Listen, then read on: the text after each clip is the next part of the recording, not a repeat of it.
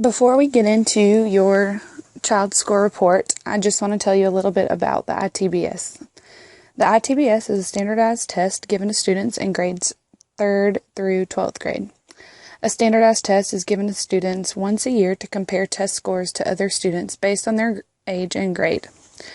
The information is more broad and is not tied to specific standards for the classroom. Educators take the information from the test and compare the results on a national level. The CRCT, or Criterion Reference Test, focuses on specific standards and if the students meet the standards. The CRCT is directly related to the state standards and can be used to measure the knowledge of a student. Now we will look at the score report. There are several different parts to the score report, so I will break it down by section. First, we'll look at the percentile rank, which is right here. The percentile rank is where your child falls on the percentage rate scale from 1 to 99 and how he relates to others who took the same test. This score is not the percentage rate of where your child scored. As you can see, your child scored a 79. This means your child scored 79% higher than all of the 6th graders tested at this time of year.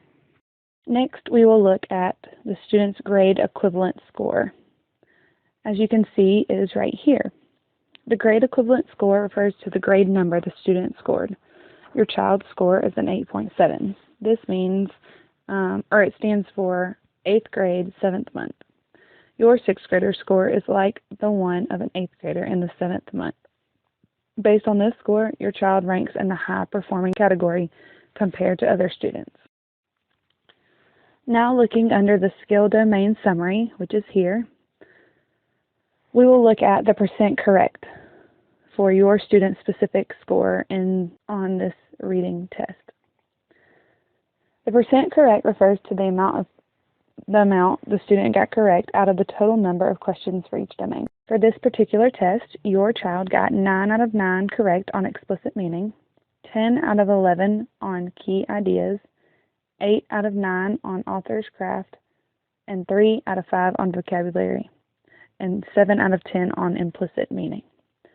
Based on these scores, his strengths fall under explicit meaning, key ideas, and author's craft. He is strong in recognizing and stating information, identifying the central focus of the text, and summarizing information, and also connecting ideas. Specific weaknesses are vocabulary and implicit meaning, which breaks down into drawing conclusions and discerning traits, feelings, or motives. Based on this information, I want to give your child opportunities to draw conclusions from different texts, as well as apply vocabulary strategies in the future. There is one more score that is important to look at on this score report, and this comes from the standard score, which is your child's standard score is a 249. We have a normal curve of distribution where scorers look to see where your child falls on the distribution curve. Within the curve, there is a Stanine score, which refers to the child's position in a group of students on a national curve. Showing the curve, your child would fall under the 7th Stanine because of the standard score of 249.